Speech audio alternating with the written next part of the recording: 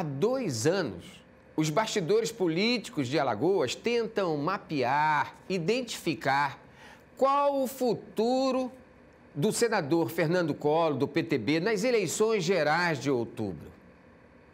O mistério acabou. O senador surpreendeu, anunciou que é candidato a governador de Alagoas. Mas com quem o PTB vai estar aliado? Vai montar palanque para o presidente Bolsonaro? É o que vamos saber a partir de agora. Nós do PTB, temos hoje um galardão, que é o único partido de apoio ao presidente Bolsonaro que é 100% Bolsonaro. Todos os 27 diretórios estaduais do PTB no Brasil são Bolsonaro. Diferentemente de outros partidos, inclusive do próprio partido ao qual ele está afiliado, que é o PL, que em alguns estados tem dificuldades. Não tem. Então, o normal aqui em Alagoas seria que houvesse essa conjugação de forças PTB e PL para o presidente Bolsonaro. Tanto nós do PTB quanto aqueles que integram o PL aqui em Alagoas desejamos isso. Sim. Mas é preciso que o PL tome a iniciativa de se coligar conosco. E aí seria de todo coerente que nós estivéssemos juntos no mesmo palanque, junto com o presidente Bolsonaro. Aí vem uma outra discussão. Essa já é uma visualização dos bastidores políticos. O que todos querem saber, depois da sua definição, mudou todo o quadro, né, da discussão política. Quem será vice do pré-candidato? Vice é o seguinte, o vice ele tem que ser escolhido dentro de uma conversa com as lideranças políticas que estão no mesmo grupo, de avaliações, né, dos nomes em função do que cada um pode agregar à candidatura majoritária. Então, esse é um processo um pouco mais demorado. Por isso que o vice sempre nem sempre, né? Mas, enfim... Numa composição, Numa composição que vai se dar lá perto da convenção em agosto, né? Em agosto desse ano. O senhor é um candidato que sai da capital. E esse vice poderá vir do Agreste ou de outra região? Pode, claro que sim. Claro que sim. Sem dúvida nenhuma. Tem vários nomes que estão sendo cogitados aí, todos eles merecendo o meu maior respeito e a minha amizade, não é? Agora, naturalmente, não será uma decisão solitária minha de enfiar, como acontece em alguns casos, enfiar pela goela abaixo um candidato a vice-governador que não é do gosto das forças políticas que compõem a base de sustentação de uma candidatura majoritária.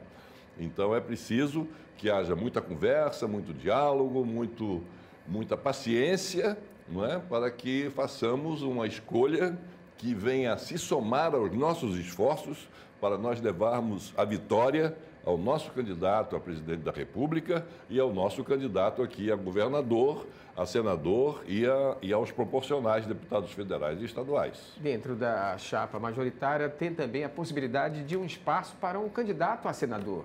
Sem dúvida. O senhor já visualiza? Sim, essa é uma outra questão que merece uma atenção grande da gente.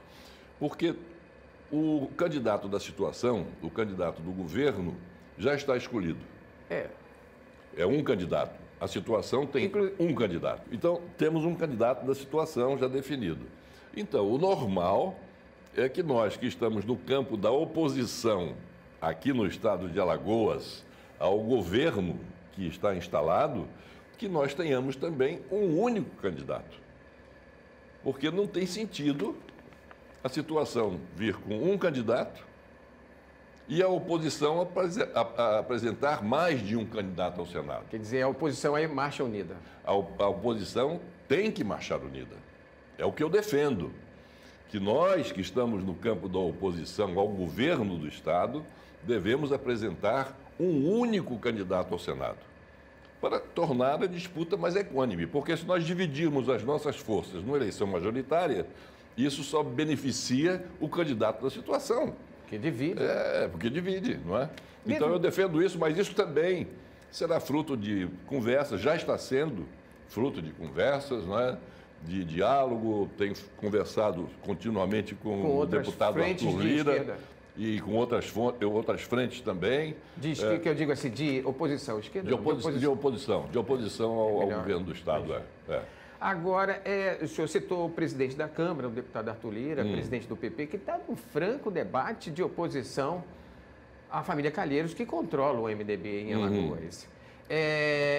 Isso divide ou não divide? Mas o senhor vai responder daqui a pouquinho, no próximo bloco. Tá bom.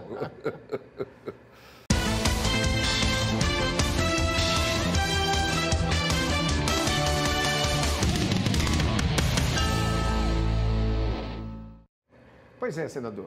O senhor, no bloco passado, o senhor falava aí da oposição estar unida. Pelo menos nessa composição da chapa majoritária no quadro de Senado.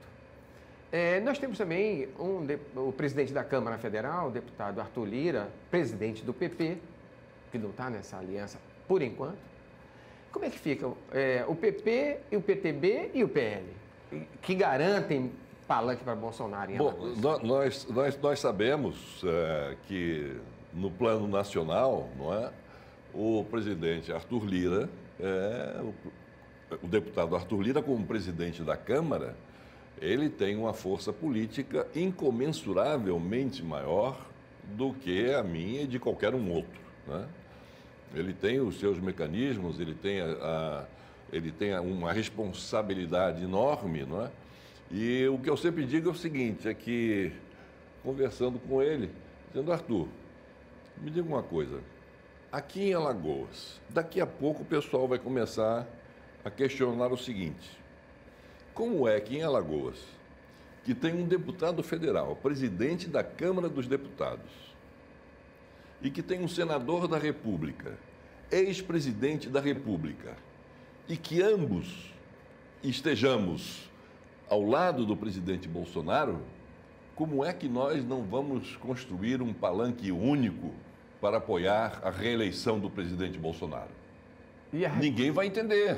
Ninguém vai entender. E ele? Porque trata-se, né? E ele concorda com isso. Ele concorda, ele diz, não, nós temos que encontrar uma maneira, uma fórmula, vamos ver de que maneira podemos fazer um palanque e tal, assim, assim, assado. Eu falei, bom, mas agora o palanque, quer dizer, como candidato ao governo, que assume a candidatura do Bolsonaro, é a minha candidatura ao governo. Então, como candidato ao governo que apoia o presidente Bolsonaro, o palanque vai ser coordenado por mim. E o senhor está assumindo isso claramente, tá? Os outdoors estão aí. Mas claramente. Isso não é de agora, né? Isso já vem de algum tempo. Porque dos candidatos que aí estão postos, não tem nenhum deles que tenha sequer simpatia pelo presidente Bolsonaro. Muito menos... muito mais que façam apoio ao presidente Bolsonaro abertamente, né? Então, o único sou eu. Então, o nosso palanque vai ser construído e nós estamos conversando muito com o presidente Arthur Lira, que é um deputado que eu respeito, um deputado presidente da Câmara, que tem um histórico de vida política, né, que vem do seu pai, o nosso querido Benedito de Lira, que eu queria mandar um abraço para ele. Prefeito da Barra de São Miguel. Enfim, mas o importante é que nós continuemos a conversar. Política é diálogo, é busca de entendimento, é busca de pontos comuns que nós possamos ter e levar isso adiante. Então, o bom senso determina isso. Primeiro, na candidatura ao Senado, que tenhamos somente um senador, porque não podemos dividir as nossas forças com um único candidato que é o da situação. Isso é lógico, né? Não está na cabeça de todo mundo.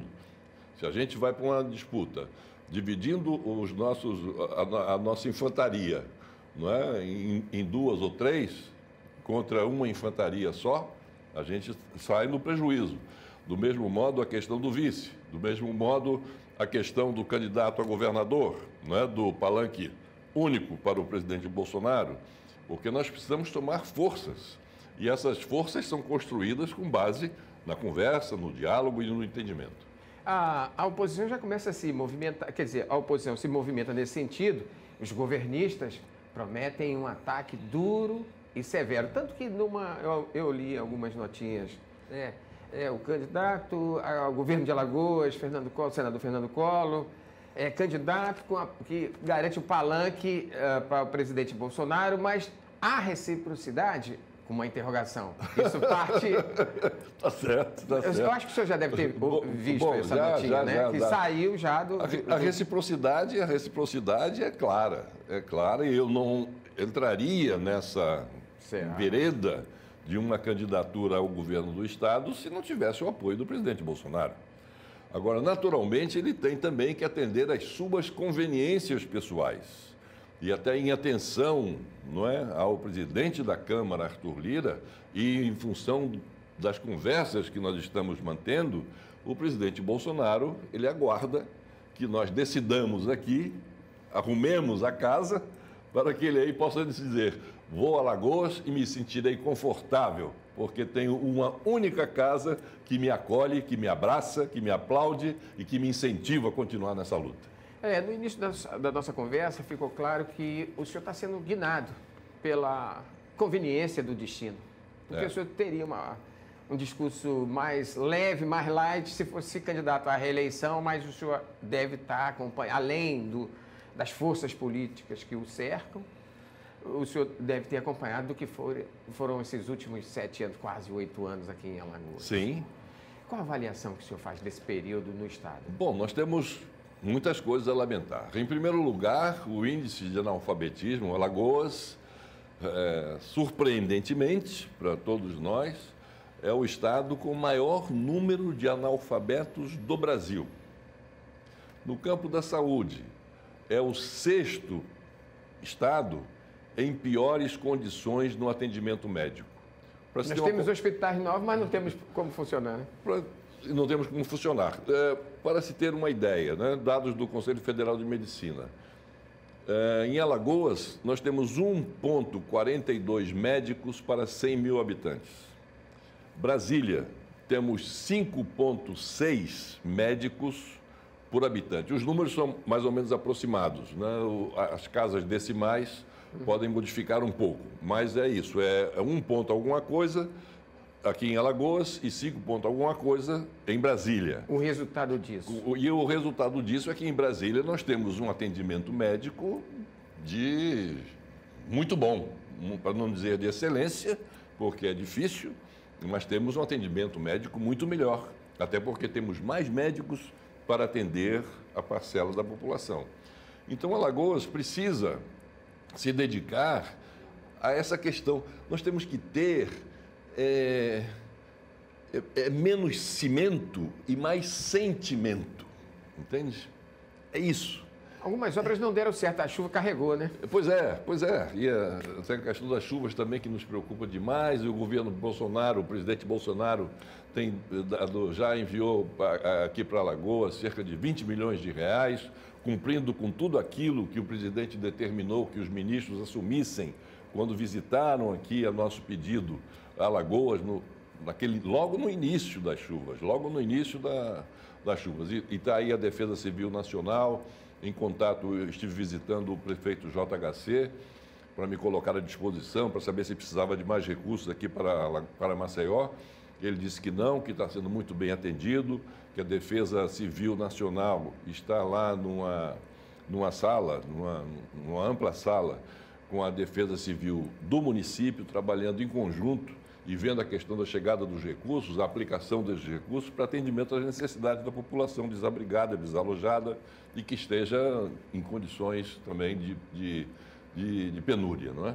Então, enfim, tudo isso nós precisamos entender que Alagoas não pode se desenvolver, avançar, ser um estado de que todos nós nos orgulhemos com esses índices que nos envergonham. O estado com o maior índice de analfabetismo do Brasil. Um estado em que o atendimento à saúde Porque não adianta você ter um hospital e o hospital não atende aquele que está querendo curar um dedo que foi. O HGE é um exemplo disso.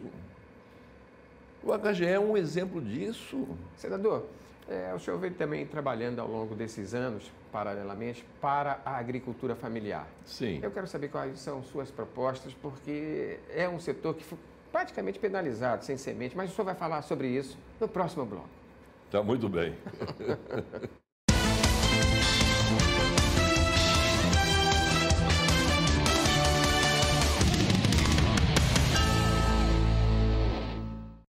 Senador, você demonstra que não ficou distante de Alagoas, né? As suas ações.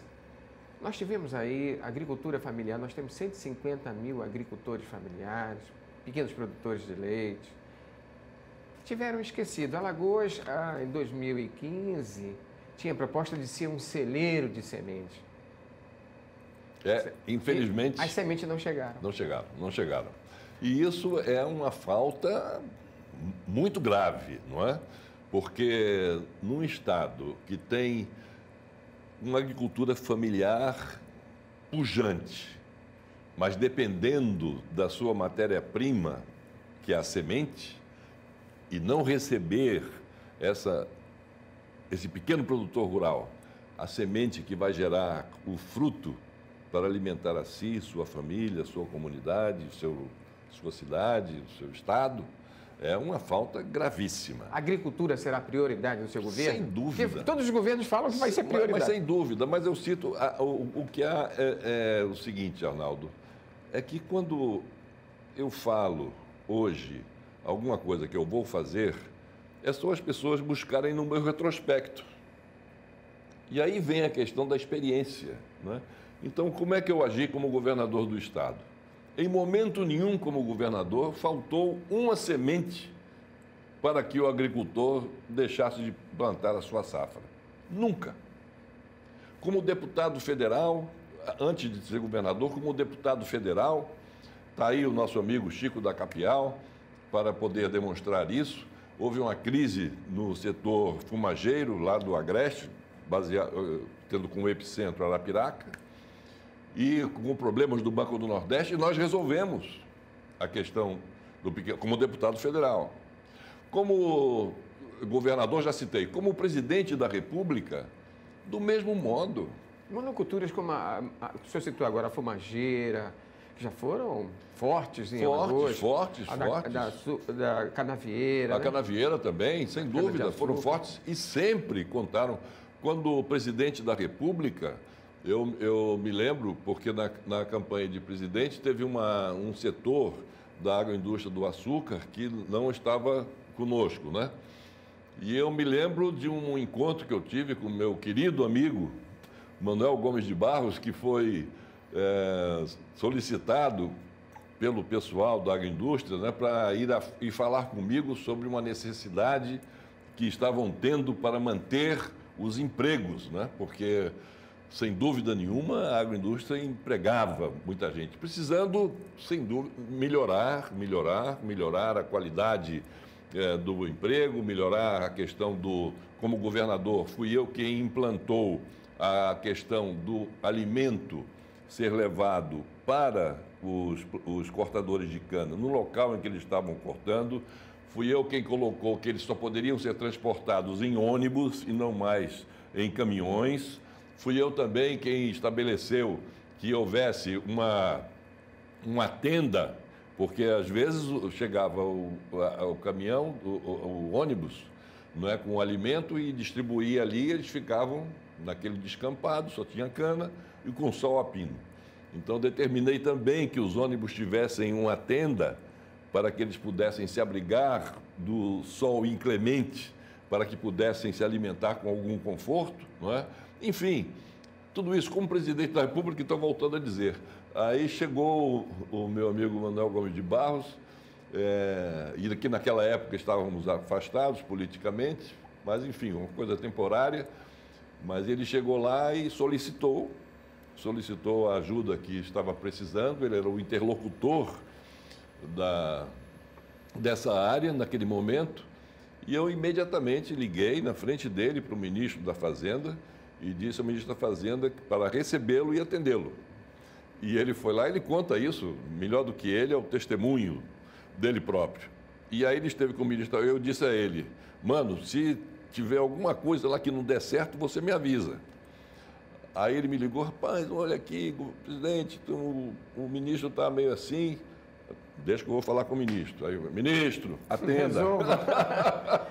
Enfim, então, tanto para os empresários, não é, que sempre foram, por séculos, a força motriz da economia alagoana, quanto ao pequeno agricultor que precisava da semente, que precisava da questão da água, não é? E aí está o Canal do Sertão, que infelizmente, como nós já comentamos lá atrás... Saber do senhor, esse senhor que lutou, que viu, voltando a falar do Canal do Sertão, o pequeno agricultor, ele quer que cumpra aquela lei do Programa Nacional da Merenda Escolar para adquirir a merenda escolar. E o Canal do Sertão podendo produzir ali com irrigação. O senhor tem no seu projeto de governo aproveitamento melhor?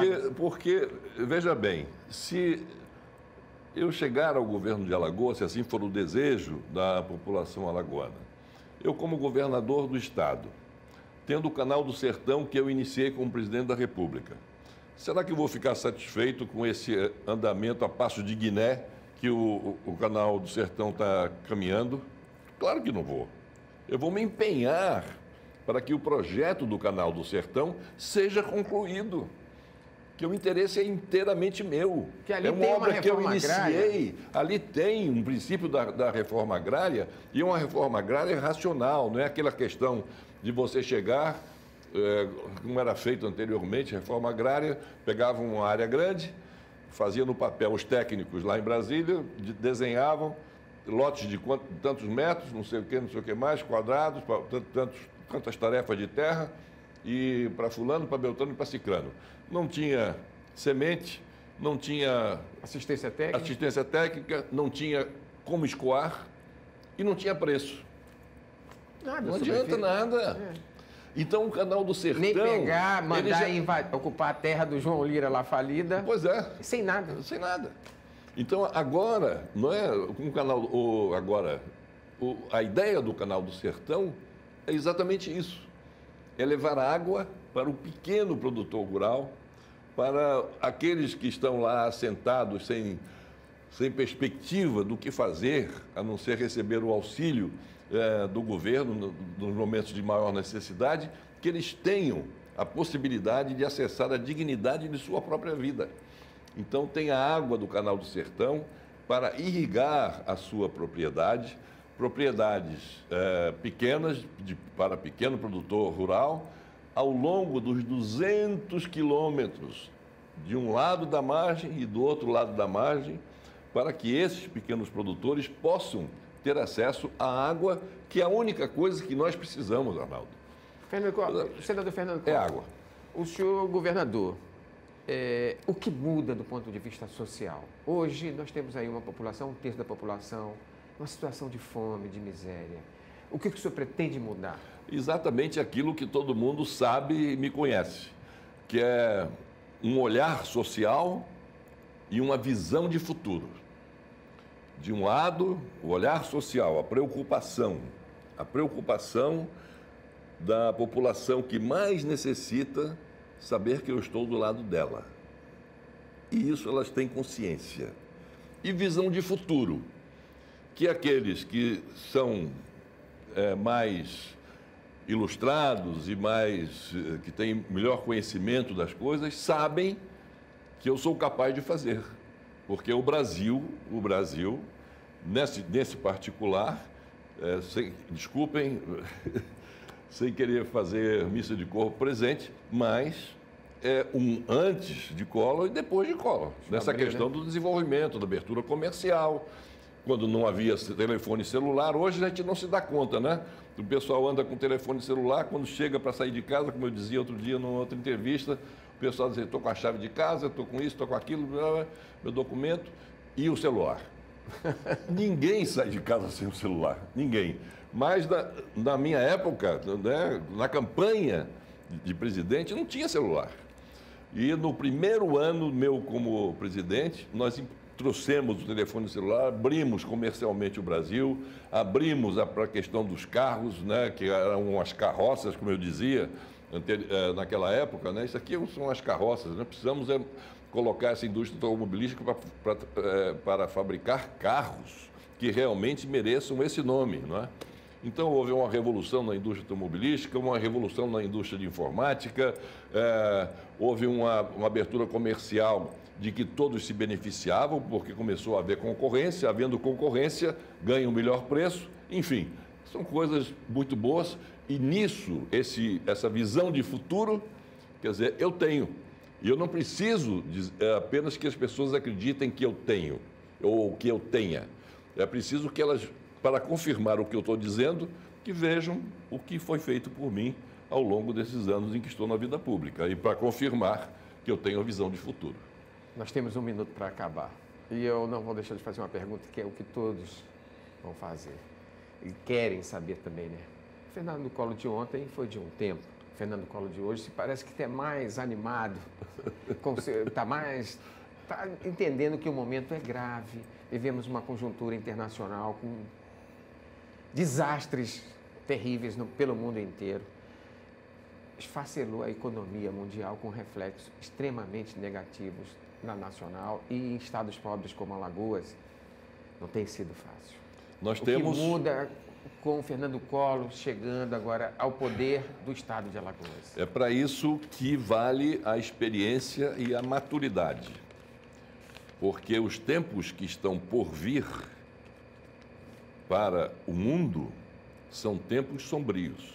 Mais difíceis. Nós vamos ter uma recessão mundial, nós vamos ter grandes dificuldades nas economias, as principais economias do mundo, e naturalmente isso vai se refletir também no Brasil.